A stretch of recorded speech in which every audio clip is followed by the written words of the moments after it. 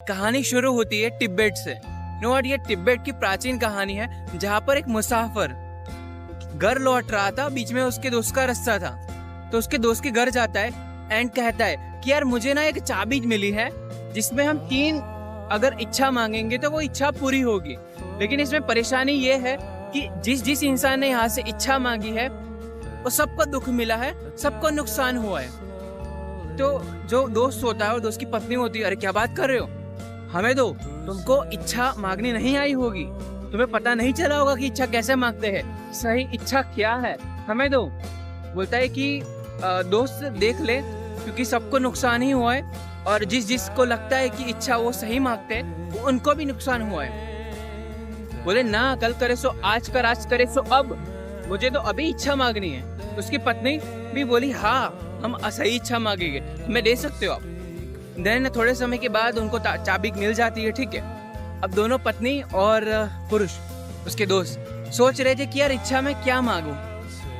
तो उनको लगा कि यार पैसे की बड़ी कमी है, चलो 1 लाख रुपए मांगते हैं, हम हमारी लाइफ को अच्छी बना सकते हैं इससे। तो उन्होंने ताबूत से पहली इच्छा मांगी, मुझे 1 लाख रुपए मिल जाए। अब हुआ भी कुछ ऐसा, उनके घर पे खड़खड़ाहट का आवाज आया, कोई आया। तो उन्होंने दरवाजा खोला तो सिपाही आया राजा का, एंड उन्होंने बोला कि आपका जो बेटा है सिपाही जो राजा के साथ था वो शहीद हो चुका है एंड इसके लिए राजा ने आपको उपहार दिया है 1 लाख रुपए का, आप इसे कबूल करें। फूट फूट कर रोने लगे माँ बाप कि यार ये इच्छा और ये क्या हो गया, तो बहुत बुरा हो गया, बहुत रोए बहुत रोए। 1 लाख रुपए तो मिले लेकिन उनकी जो औलाद थी वो नहीं रही। तो उनकी जो धर्म पत्नी थी उन्होंने बोला कि बेटा अब तो नहीं रहे, क्या होगा।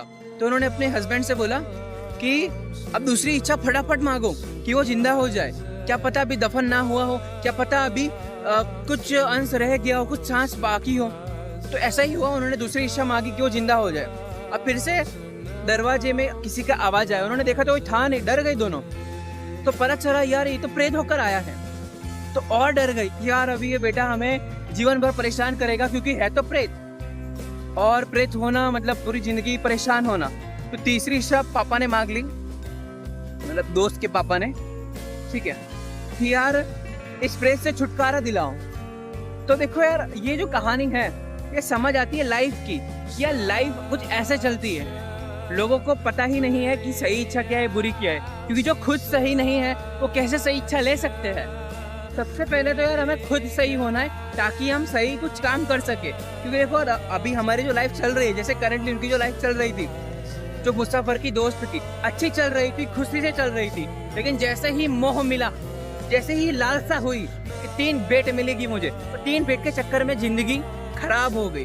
तो समटाइम जो होता है अच्छा होता है, राइट, लेकिन हम मोह के चक्कर में हमारी जो लाइफ है उसे खराब कर देते हैं। तो अब आप कमेंट में बताओ आपको ये स्टोरी से क्या सीखने को मिला, एंड मुझे सुनने के लिए शुक्रिया।